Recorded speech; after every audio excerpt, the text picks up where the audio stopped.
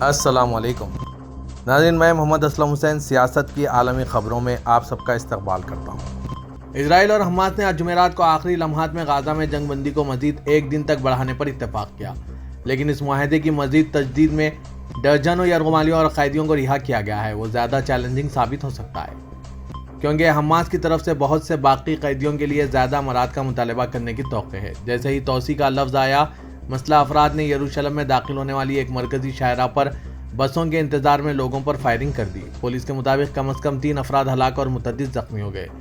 2 حملہ آور جو کہ مشرقی یروشلم کے الحاق شدہ فلسطینی محلے کے بھائی تھے، مارے گئے ہیں۔ حماس نے کہا ہے کہ وہ اس کے ونگ کے رکن ہیں اور اس حملے کا جشن منایا، لیکن اسے غزہ اور دیگر جگہوں پر اسرائیل کے اقدامات کا فطری رد عمل قرار دیا۔ یہ واضح نہیں تھا کہ آیا اس حملے کا حکم حماس کے رہنماؤں نے دیا تھا یا اس کا جنگ بندی پر اثر پڑے گا۔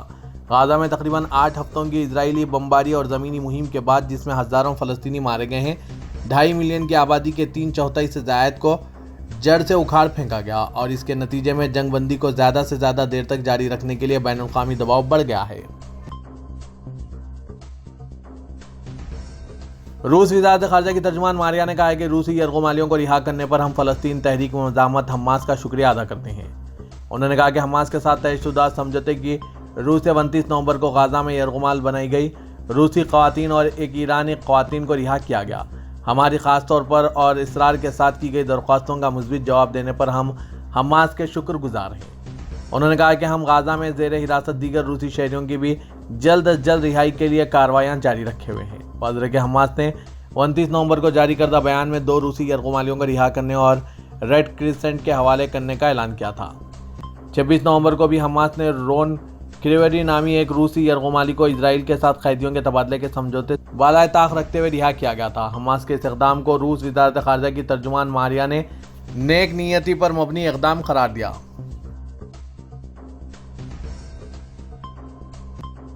فلسطینی عوام کے ساتھ عالمی یوم یکجہتی کے موقع پر دنیا بھر سے اسرائیل اور فلسطین تحریک مزاحمت حماس کے درمیان فائر بندی کی اپیلیں کی گئی۔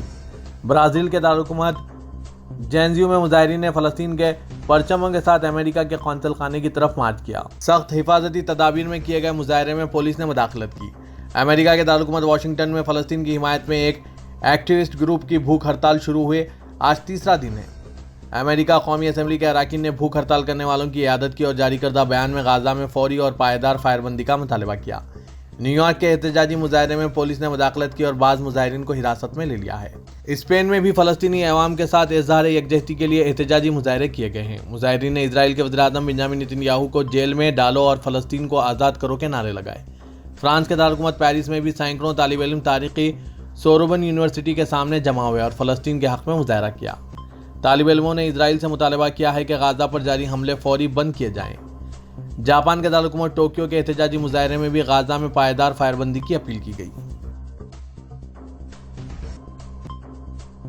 اقوام متحدہ کے سیکریٹری جنرل اینٹونی گٹرس کا کہنا ہے کہ خطے میں پائیدار امن کے لیے اس مسئلے کا 2 ریاستی حل ضروری ہے۔ اس معاملے میں ناکامی فلسطینیوں، اسرائیلیوں، اس خطے اور پوری دنیا کو ناختم ہونے والی موت و تباہی کے منہ میں ڈھکیل دے گی۔ انہوں نے سلامتی کونسل کے فلسطین کے حوالے سے ایک اجلاس کے دوران کہا کہ اقوام متحدہ غزہ میں حالیہ جنگ بندی کے مثبت امکانات کو وسعت دینے کے لیے کام کر رہا ہے۔ امن کے وقفے میں امدادی اداروں کو غزہ بھر میں امداد کی ترسیل بڑھانے میں مدد ملی ہے۔ جنگ بندی کی بدولت 7 اکتوبر کے بعد پہلی مرتبہ شمالی غزہ میں خوراک، پانی، ادویات اور پناہ کا سامان پہنچایا گیا۔ اس امداد کا بڑا حصہ جبالیہ میں واقع انار کی پناہ گاہوں میں مہیا کیا گیا۔ یاد رہے کہ غزہ میں جنگ بندی کا اعلان 22 نومبر کو کیا گیا تھا۔ اس کے نتیجے میں اب تک حماس اور دیگر فلسطینی گروہوں کی قید سے 60 یرغمالیوں کی رہائی عمل میں آ چکی ہے، جن میں 29 خواتین اور 31 بچے شامل ہیں۔ اس معاہدے کے نتیجے میں اسرائیل کی جیلوں سے 180 فلسطینیوں کی رہائی بھی عمل میں آئی ہے، جن میں بڑی تعداد خواتین اور بچوں کی ہے۔ سیکریٹری جنرل اینٹونی گٹرس نے اسے خوش آئند آغاز قرار دیتے ہوئے کہا ہے کہ تمام یرغمالیوں کو فوری اور غیر مشروط طور پر رہا کیا جانا چاہیے۔ انہوں نے کہا کہ موجودہ امداد غزہ کے 20 لاکھ سے زیادہ لوگوں کی ضروریات پوری کرنے کے لیے ناکافی ہے۔ رفح کے سرحدی راستے سے غزہ کے تمام لوگوں کی ضروریات کے مطابق مدد بھیجنے کی گنجائش نہیں ہے۔ علاوہ ازیں اس راستے سے امداد پہنچانے کا طریقہ کار وقت طلب بھی ہے، اسی لیے اسرائیل کی جانب سے شالوم کا سرحدی راستہ بھی کھولا جانا چاہیے اور امداد کی جانچ پڑتال کے نظام کو ہموار ہونا چاہیے۔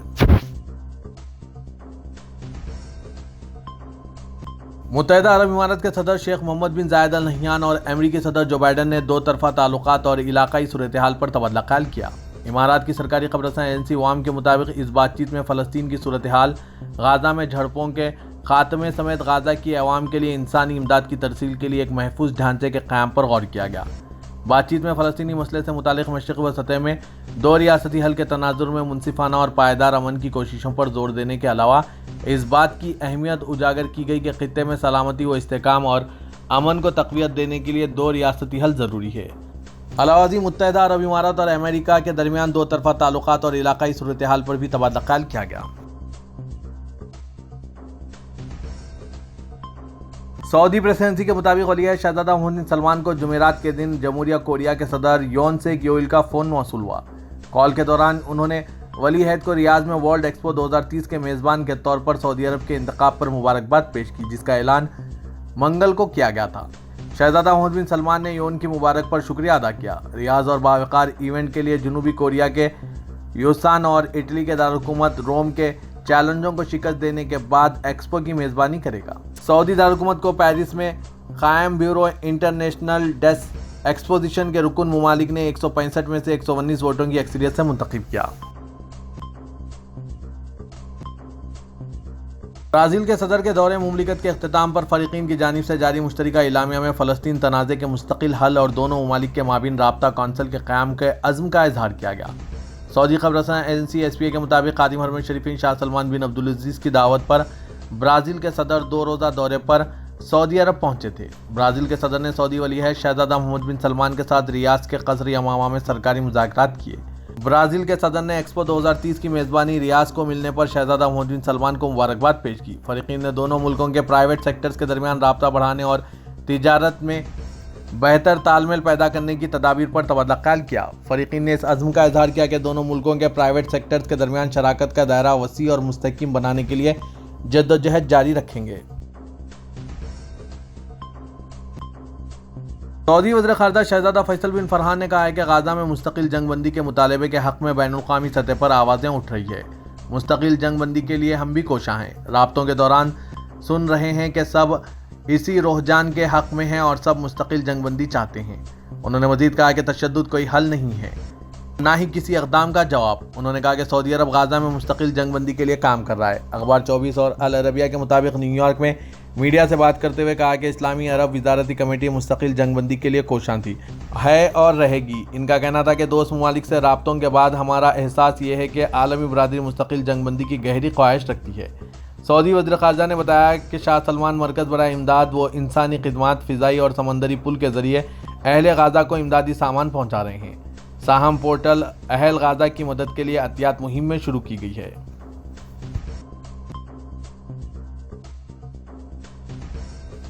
فلسطینی عوام کے ساتھ عالمی یوم یکجہتی کی مناسبت سے ترکیہ کے صدر رجب طیب اردغان کی اہلیہ آمنہ اردغان کے سوشل میڈیا سے جاری کردہ بیان کو چینی ذرائع ابلاغ میں وسیع جگہ دی گئی ہے۔ آمنہ اردغان کے فری فلسطین کے ٹیگ سے ترکی اور انگریزی زبان میں شیئر کردہ بیان کو نہ صرف قارئین کے وسیع حلقے والے چینی نیوز پلیٹ فارموں سینا، سوہو اور نیٹ ایز سے شائع کیا گیا ہے، بلکہ انٹرنیٹ نشریات میں بھی جاری تعداد میں شیئر کیا گیا ہے۔ ٹویٹ میں خاتون اول نے کہا ہے کہ آج ہم فلسطینی عوام کے ساتھ اظہار یکجہتی کر رہے ہیں، ان بے یار و مددگار فلسطینی عوام کے ساتھ اظہار یکجہتی کے جن کا چھونا مٹی اور اوڑھنا آسمان ہے۔ ہم جدوجہد آزادی میں فلسطینی عوام کے ساتھ ہیں۔ ٹویٹ میں خاتون اول نے کہا ہے کہ ہم نے 29 نومبر کو فلسطینی عوام کے ساتھ اظہار یکجہتی کر کے عالمی ضمیر کو جھنجھوڑا ہے۔ صدر ترکی رجب طیب اردغان عالمی ماحولیات کانفرنس میں شرکت کے لیے متحدہ عرب امارات روانہ ہوں گے۔ صدارتی شعبہ اطلاعات کے مطابق دبئی میں اقوام متحدہ کے تبدیلی ماحولیاتی معاہدے کے تحت منعقدہ 28ویں کانفرنس کا انعقاد آج سے 1 دسمبر کے درمیان ہو رہا ہے۔ بتایا گیا ہے کہ اس اجلاس میں ماحولیاتی تبدیلی کے خلاف پالیسیوں، ماحول کو درپیش مسائل، توانائی، خوراک اور صحت جیسے مختلف موضوعات پر بھی سربراہوں کے درمیان تبادلہ خیال کیا جا رہا ہے۔